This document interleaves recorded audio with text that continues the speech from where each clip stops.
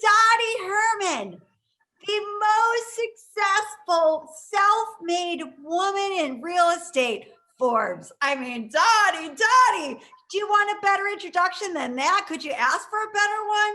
I couldn't. Fabulous woman. All right, Dottie, welcome to Women's Entrepreneurship Day. We're so glad to have you back. I mean, you won the Pioneer Award a few years ago. Yes, and I'm totally committed to you, Wendy, and this organization. I learned about it from Wendy. I think they do amazing things, and you've got me. Well, we're glad we got you, Dottie. All right, so Dottie. I mean, we want to know. I mean, you know, everybody here, right? We're all in COVID cuckoo-ness, right? And we are. Sure. We want to be inspired. I mean, Dottie, I know it hasn't been an easy way to get to where you are today. So could we go back to younger Dottie, because you're still young, Dottie. Thank you, Wendy. Thank you. Never lose your inner child, everybody. Trust me. Okay, so anyway, so Dottie, let's go back. Here Dottie is. She's in her 20s. Tell us about your life. I'm in my 20s. I think I want to be an investment banker, or I go get my Series 7. I was a single mom, so I had to make money, and I thought teaching, I love teaching, but doesn't make enough money. So I kind of went back to school for that. I ended up with a company called Merrill Lynch, which I'm sure you've all heard of.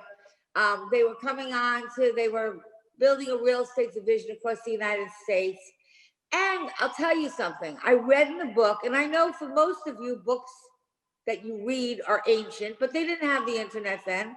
So I read in an actual regular book. It said, if you want to get ahead in life, go where the people that make the decisions are. Well, at the time, they weren't in New York.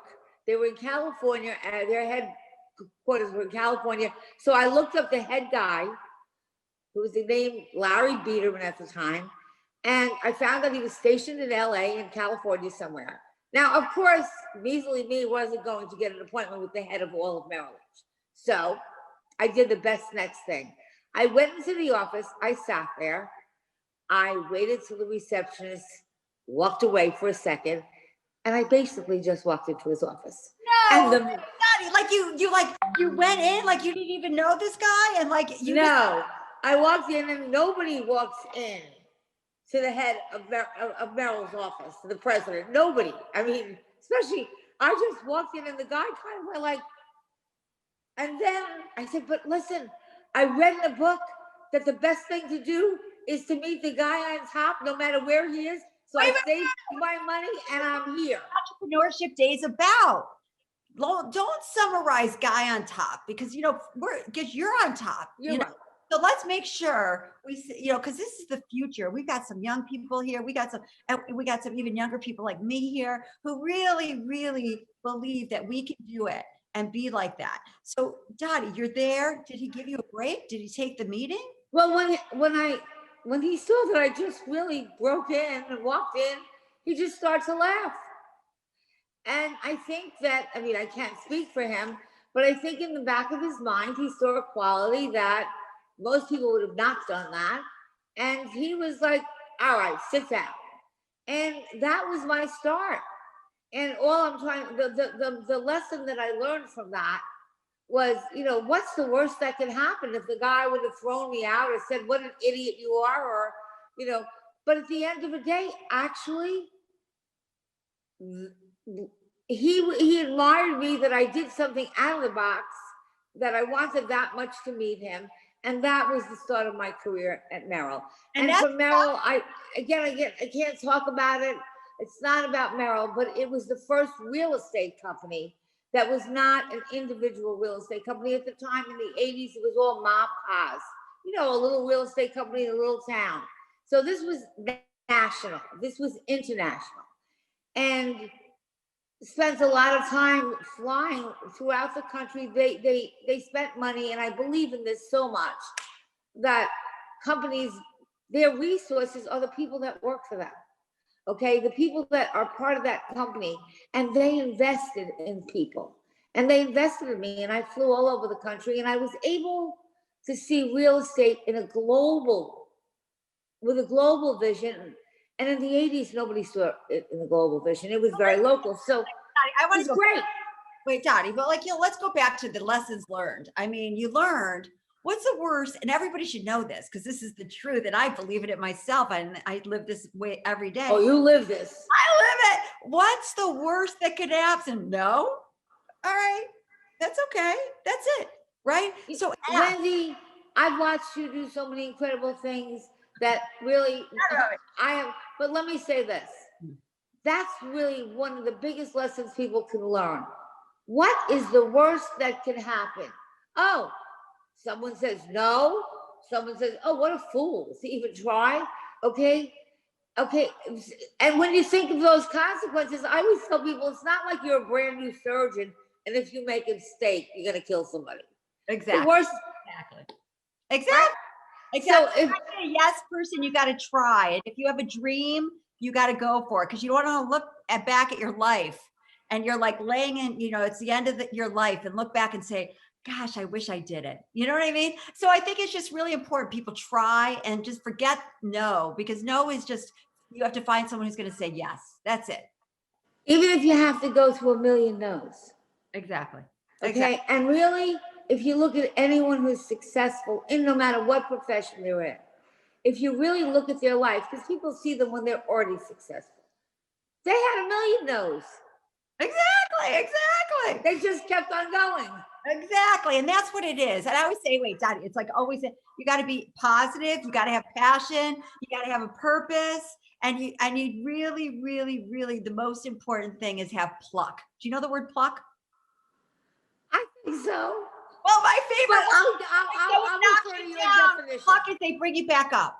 Pluck is like, you know what? You get back up. Someone knocks you down. I get knocked down every day. I got so many haters and bullies and all these things. And I just get back up and I think, you know what? I'm doing it again. I don't care.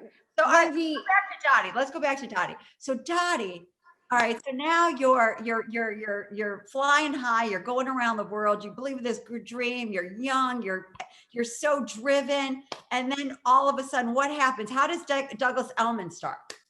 All of a sudden, I hear rumors that Merrill is going to sell. And I'm like, oh my God, I love this company. I love working with it. They can't sell it. Well, it was true. And they sold it. And there were ads all through the paper. Don't stay on the sinking ship. It's sinking.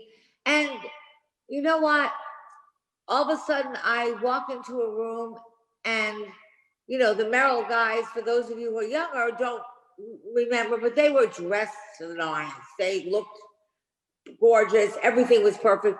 I go into this room and they say, we have sold the company to Prudential. Now, Prudential was an insurance company. Their look was scuffed shoes, junkie suits.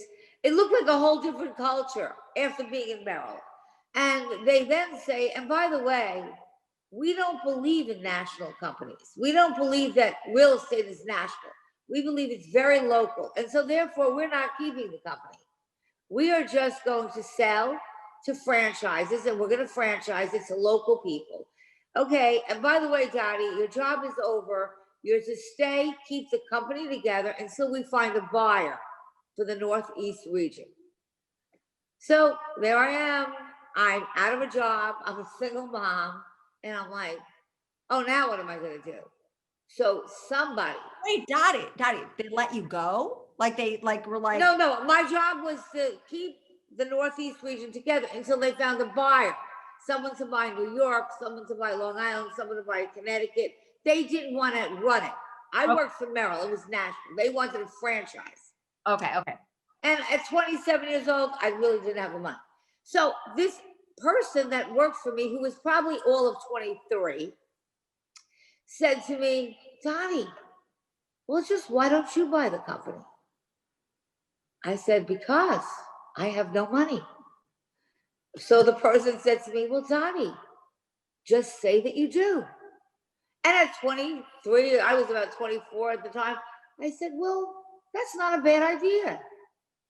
So with a little help from my friends who are better writers than me and some of their husbands who knew how to do we wrote a letter to Prudential saying that I had venture capital money, people behind me. Like, do you know, like you had venture capital money? Like, you know, how did you know about, did you know that through Merrill, like about venture capital money and stuff? Well, I knew a little about venture capital money, but I tried. I did call banks. I said, listen, I have an opportunity to buy a great company. You know what they said? Are you kidding? We wouldn't even lend you the money for one office. Then I tried the male egomaniac way. And I said, you can have your name on a company that's 37 offices all through Long Island and New York. And I got a little bite. But at the end of the day, nobody wanted to lend it to me. So therefore, this person who was really younger than me said, well, just say you have the money. And the beauty of being young is you're not scared. And I thought, okay, that's not a bad idea. Wait. Dottie, can't you be like that when you're older too? I mean, why do you we can. You can. I'm like that now. But what I'm trying to say is, when people are young, they're less afraid. Okay. Sometimes people know too much, and sometimes, like, people say, "Oh my God, how did you do that, Dottie? It could never happen." Well, the chances of it happening were not great. But the fact is, so what? You tried. And sometimes I think, and it's not a matter of age, I should correct myself. People get skeptical and they listen to their friends who are doing, they're thinking they're doing the right. They're saying, you couldn't do it. You're not going to get the money. Where are you going to get it? How are you going to do it? And they put doubt in their mind. Well, that's why you gotta surround yourself with, like you're really people that are going to boost you up and believe in you and so forth. And that's the key to like success is surrounding yourself with people that really believe in you. You took the words out of your mouth. Walk away from those who don't believe with you. Find people that do. Find a group of people that are positive and that believe in you. Okay. And the rest of the naysayers, stay away from them. Wait, so Wendy, that's how it all happens. I wrote them a letter. All right, Dottie. So how did you end up like, okay, so now you have no money, you're like trying to do it. So what happened? So I wrote them a letter that I had venture capital money, and they came in to meet me. And of course, in the beginning, I've learned from being a pretty good salesman, you talk about all the positive things first. Because if you talk about something negative right off the start, people shut down. So I talked about how great the company was and how I could make even more money for them. I had the support of the company because I went in front of the whole company, and I was the youngest. I said, I'm buying a company. Just stick with me and together we'll be strong, and so be it. So P.S., I then had to tell them, but there's one problem, and it's really not a problem. They said, what is that? I don't have money. But why don't you lend it to me? And they said, Dottie, we can't lend you the money. You have to go to a bank. Prudential can't lend you the money. I said, why not? And they kind of looked at each other. They said, we just can't, because they were following their rules. And then I said, but you can. And you know, not only that you can, I'll do one better. You can buy some equity in my company, and you will not only get your money back, you'll make money in my company. You'll make money on your investment. And I have to tell you, it's also the power of, I believe it in my heart. And I believed it so, and I was so passionate about it, that when I spoke to them, it came from my heart. And my passion and belief in what I can do it transmitted to them. And at the end of the day, which was almost impossible, they said, a couple of weeks later, they called me and said, you know what, Dottie, we're going to give you the money, we're going to give you the working capital, and we're going to buy a percentage of your company. And we're not only going to be bankers with you, we're going to be partners. What? I mean, so you just did that from your great personality and your gumption to like be like, I'm going to make this thing happen. And they then came back and said, we're going to do this. I mean, that's, you know, almost unheard of. And especially I know it's almost unheard of. And look, I think personality is important. I've seen many salespeople try to push something that they made and they just don't know how to sell it. So, but it's not alone. You can't just be a salesperson and have nothing behind it. I truly believed that I was the best person. I truly believed that I would bring that company to the next level. I truly believed it from inside my guts. But okay, so Dottie, this is important for people to learn. So you truly believed it, but what made you believe that? And how did you have that confidence? Was it that you were, was it struggling when you were younger and you had to make it and you had a daughter and and you were a single mom and it was like working or what is the key of believing? No, I think, look, I think a lot had to do with my younger years as far as I didn't have a mom. I was the oldest, so there was no one telling me I couldn't. So I did whatever I wanted. And I tried things that probably if my mom were alive, she would have never let me try. Right. But that didn't give me the necessary confidence to do this. The truth of the matter, I worked for the company. I knew the company. I was passionate about it. And I took every course. I was like a sponge. And when I worked for Merrill, they offered a lot of stuff. And where many people would say, well, Dottie, why are you doing that? Why are you going to that course? They're not paying for it. Why should you do it? And it's like, well, I'm investing in myself. I was a sponge. And then you know what else, Wendy? And I watch you do it all the time. And I am committed to helping you on this. I then asked people that were positions higher than me. And I said, listen, I really want to make this and I'm really passionate about this. Would you help mentor me? I love it. So I mean, that's the key. Like, so you were able to get these people to support you? Yes. Wow. I went to everything. So first of all, they knew me. I went to everything where nobody else was like, oh, they're not paying for it, I'm not going. They only went to what was required. I made it my business, as I read in the book, you gotta know the people that make the decisions. So I went to every single thing and I had no money. I saved them every single course or thing that I saw people that were pretty prominent that were gonna be there. I then made sure I went up to them and introduced myself to them. Okay, so in a way, they knew me. Okay, and nobody ever made that effort. It was kind of like, oh, if it's not for free, I'm not doing it.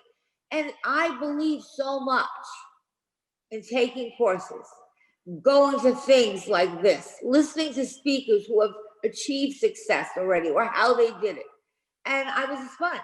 So going to all those things, they kind of knew me because nobody else did. And I absolutely believed and had the passion that I could do it. And if you don't believe in it really from your guts, it's really hard to convince somebody else. I'm a great salesman, but I'm not a salesman of BS. So if I didn't really believe I could do it, plus prior to me getting the money, I grabbed, and there was like about 2,700 people that worked for our company at the time. I said, I'm going to buy the Wait, Dottie, you're 24 years old and you are now managing 2,700 people? Yeah, well, there was 2,700 people in the company. We had like 36 offices, but I already spoke to them. Well, before I got the money and or I said, listen, I'm buying the company. And they kind of looked at me because I was younger than any of them. Right. And they knew I didn't really have the money. But I said to them, we're a family. Let's stick together. And if we stick together, we're strong. And nobody could. And they wanted to stay together. And even though in the back of their minds, they might have thought, well, where's she going to get the money? I said it with confidence. I said it like, I'm getting it. There's no question in my mind. And they followed me. And they stuck with me through thick and thin. And to this day, I will attribute my success with Douglas Elliman and well, it was Merrill Lynch, then it was Prudential. But I have people that stuck with me through all the good times, but through all the tough times, and I hit many tough times. And so, and I'm totally loyal to them, and they're totally loyal to me. And I think a company is not about just one person. It's about all the people that make that company great. Right. I agree. So tell us a little bit. So now, you're on that track with Prudential and so forth. So how did this turn? So now, we're in maybe kind of the late 90s. I think there's a recession a Okay, it's a recession. I really can't pay the money back. We're the worst, and they valued the company in the last 5 years, which were good real estate years. Now we're in a recession. I'm not paying my money. I'm getting letters. It says, you have not paid your franchise fees. We are taking your company. And I freaked. So I found out, and by the way, Wendy, I hope never to go back either, but I have never been to Newark, New Jersey in my life. Nor do I intend to, but that's where Prudential's headquarters were. So I got a driver. I drove to Newark. I walked in with maybe, there had to be 50 bankers there. I was hysterical crying. Now, it wasn't fake. They were real tears. I was like, you're not taking my company from me. You can't take my, you're not. And I'm crying. And they kind of looked at me a little bit like I was a lunatic, but a little like, okay, all right, calm down. I said, I can do this. It's a recession. Okay, I'm going to get through this. You've got to help me. And at the end of the day, when I tell you this, it's going to blow your mind. They forgave half my loan. They forgave me half. They actually forgave more than half my loan. So you cry. Is that like a sign for everybody that they should cry or something? No. So how but do you, I wasn't crying fake tears. I cried for the love that I had for the company. Right. I cried because I love that company. I didn't want to lose it. I would have done anything I had to. And they felt that. And so they thought about it. And then they said, I'll tell you what we're going to do. And by the way, it wasn't just me. We were in a national recession. Right. So none of the companies were paying their money back. But again, I had a good relationship with them. I performed. I always paid them. I was a team player. I helped them with anything that I could help them with. And so, again, it wasn't just something that happened to my company. We were in a national recession. And so they decided they believed in me enough that they forgave half the loan. They just wrote it off. And again, if you're a big company, you can do that. I had what they call phantom income then, which is a whole nother story. And I moved on. And the next thing I did was I lived on Long Island. I said, well, Moses built bridges to link New York City and Long Island together. There's no real estate company that is in Manhattan to Montauk. There are Manhattan real estate companies. There are Long Island real estate companies, but there's none that link them. I'm going to do what Robert Moses does. And I was offered, and if you can imagine this, I had no money. I was a single mom, and whatever little money I did have, I poured into the company. I was offered probably in the late 80s, $40 million, which was all the money. I mean, I could have lived through my life. And I went to, at that time, I brought in another partner, Howard Glover, and I said, well, they're offering us $40 million for the company. And he said, well, I said, but I don't want to sell it. And he said, well, I won't put the word in, but F with a few bloods, idiot, make that money. And I said, but I believe that I can build Montauk and Manhattan and link it together, and no one's ever done it. And I have to say thank you to him, because he looked at me. He said, I still think you're an idiot. He said, but I'm a millionaire. I'm a billionaire. It's not going to make a difference to me. If you want it. And so he said, but if that's what you want to do, do it. And then I went back to Prudential. And this was the year of 9/11. So we were just hit New York. And you know, I don't have to tell you about 9/11, the damage. And we were expecting a second terrorist attack.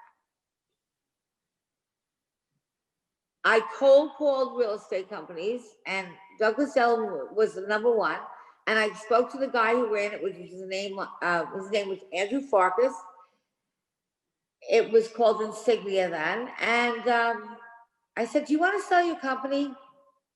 And he said, it was a cold call, I said, well, he said, if you give me 75 million, I'll sell it. I said, great. And I called up Prudential. I said, we can buy a New York company. The number, just 75 million is all you have to lend me. Now, I don't want to say that was an easy chore. It took me a year and a half to convince them. As we would be in the city and we were on orange alert, we'd have to evacuate. The bank would say, Dottie, am I an idiot lending you this money? And here's what I said.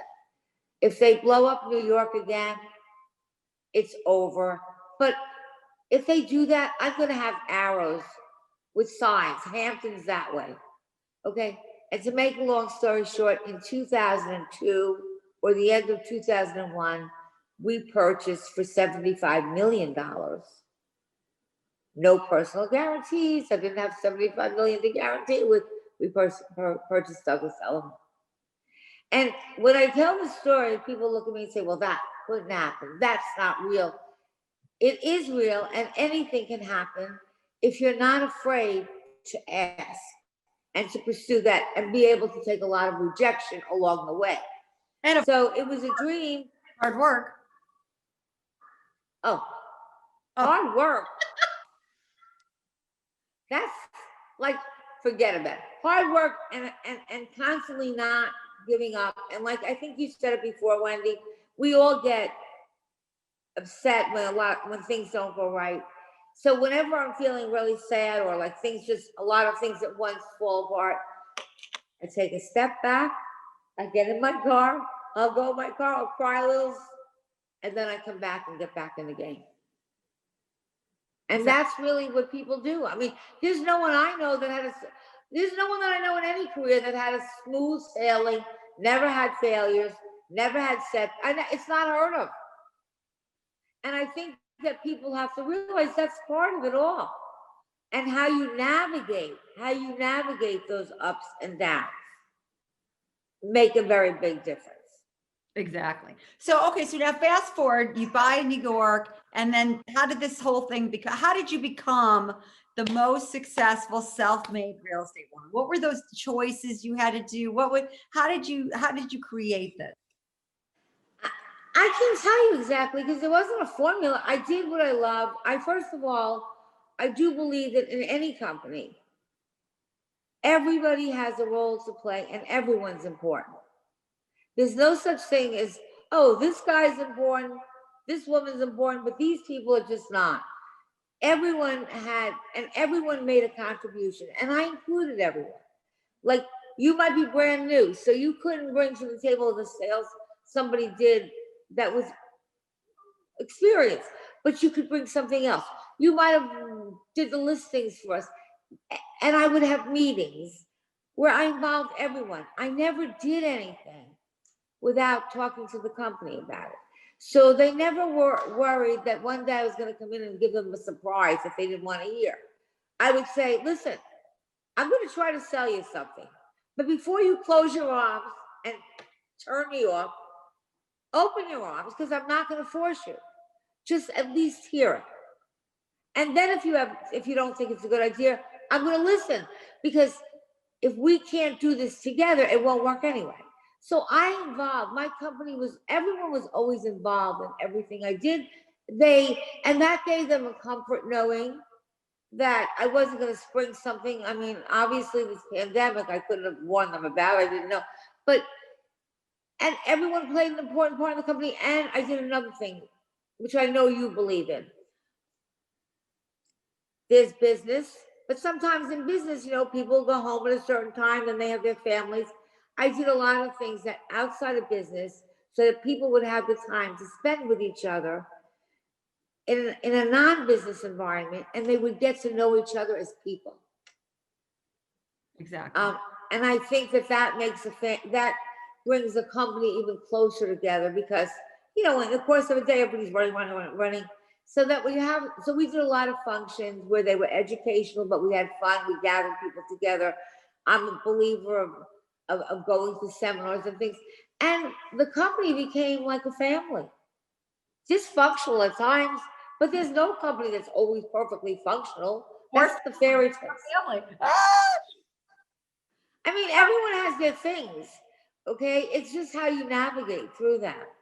And so how many real estate agents are with Douglas Elliman? 7,500. So 7,500, and they're really their own. That's not including employees. I mean, but there's at least 7,500 sales agents. Yeah. And I think we have over 100 offices, 120. I don't know. I lost track somewhere along the line. Wait, so but Dottie, so those are really entrepreneurs, right? Because they're their own business, right? They're Absolutely. so And one of the things that I think I was instrumental in, I'm not that I think, I started. In the city, they had no such thing as teams. And I thought, why would I want, when somebody gets really good at something, a lot of times they're happy with the company, but if they feel they can't grow anymore, they might leave to not even a better company just because they feel they're at a glass ceiling. So I said, I don't want my good people leaving. I don't want them to think they got to a place and they can't grow. So I developed the concept of teams. And I said, and it was not heard of in New York, and nobody ever did it. And I said, look, you guys can build, if you choose to, a business within a business. Because if you think about how much money it takes to take a brand and build a brand, you can build. So I have people that have 20, 30 people that work for them. So they go by our rules, but they basically are building businesses and with businesses. And this way, they're never going to leave because they're growing their business alongside of me. And the better they do, the better I do. And the better I do, the better they do. So it works. love it, love it. So Dottie, like, okay, so now it's COVID. You've got this huge company. You're dealing. I mean, I can't even imagine what you're dealing with. What is your advice to everybody? Like, what would you say is your advice to everybody right now? Because you obviously have all your agents and everything. What can people learn from you in this time during COVID and the pandemic? Well, I think for all of us, it was a shock. I mean, nobody was prepared. But there's one or two things that can happen. You can either roll up in a ball, okay? Or you can, and just say, I'm finished. Or you could kind of step back, feel the pain and then what I've tried to do, and I hope that I can continue to do this, is everything that happens in life, no matter any door that I walked through that was not great, when I got through the other side, there was an opportunity. So COVID, okay, you kind of have to look and say, okay, here's COVID. It is going to end sometime. What's the environment going to be like then? And do I need to tweak my business a bit? Right. Am I in a business that's still going to be very important? Or do I see a white space of an opportunity that might not have been before COVID, but they might be now? I think there's a lot of uncertainties. So I don't think anybody can tell you exactly, but my eyes, and I would suggest everyone's eyes, are wide open because COVID has changed. It's going to change the way people think, the way people work, or the way people do business. And there will be many opportunities for those who see that and look for that. And then to go to things like this and hear, like Wendy has, and hear people, okay? And I got hear people that are not only in your industry, because you learn from people who are not in your industry also. And I do think there are going to be some industries that are really hurt and hit hard and that might not make it. And those people have to know when it's time to say, okay, how can I reinvent myself, or what can I do? Or there's a lot of government aid programs. What can I do to reinvent myself? And hopefully you will be doing more things on reinventing yourself. Hopefully I will. And I don't know, maybe a little birdie told me this, but hopefully you can find some great mentors. And I will. Well, that's the finding people that really are going. And I do think people don't realize that, but secure people that are successful really don't, they want to do that. They wouldn't, and I think you can find a lot of really smart people who've been through things who will be mentors and maybe even believe in your business enough to invest in it. So I just think that you've got to stay on it. You've got to be positive. Realistic though, realistic because there are going to be some people that do lose businesses as that happen. but there's always opportunities. And look at how the world is going to change and what's going to be different. And then look for white spaces. I think I just call them white spaces. And there's spaces that I think are going to happen and that no one's really in that space yet. I agree. I agree. So Dottie, what is the future for Dottie? What do you want to do? That's what I want to do. I want to help people get there. I want to help people find their white space. I want to help people look at, gee, am I an entrepreneur? Do I have what it takes to be an entrepreneur? And if I don't, that's not a bad thing. That just means that I should be doing something different. And if I do have those abilities, how do I raise money? Okay, I mean, because an entrepreneur who has something they want to sell, it might be great, but if you can't raise the money or you can't go out there. So I want to help people. I really want to help people get to whatever their next level or their dream is. And I do believe that if you're passionate about it and you reach out enough, okay, there's many people I know you're the same way that'll be there to help. And I do want to do that. Woohoo! Dottie, thank you, thank you, thank you. We are so excited. Hey, Dottie, today we are going to raise enough money for 1,000 impoverished women to receive a microloan to start their own business. And that was why the day was started. And this is why our movement is started. I know, and I want to help do that. So would you do me on our I'd like to just send it out to all the people that follow me and all the people that have followed me and that have been there. This is something that's very important to me also. So you'll be receiving something from me also, besides for Wendy and the whole. Not for me, but it's for the women, and we'll send it to you. So this is our goal, and I'm matching. So anything up to $50,000, I will. Well, if you send me the site, then I'm going to send it out to mine. Let's do it, because we can do it, and I know we can raise enough. We can do it. But no, Wendy. By the way, we're doing it. Yeah, we're doing it.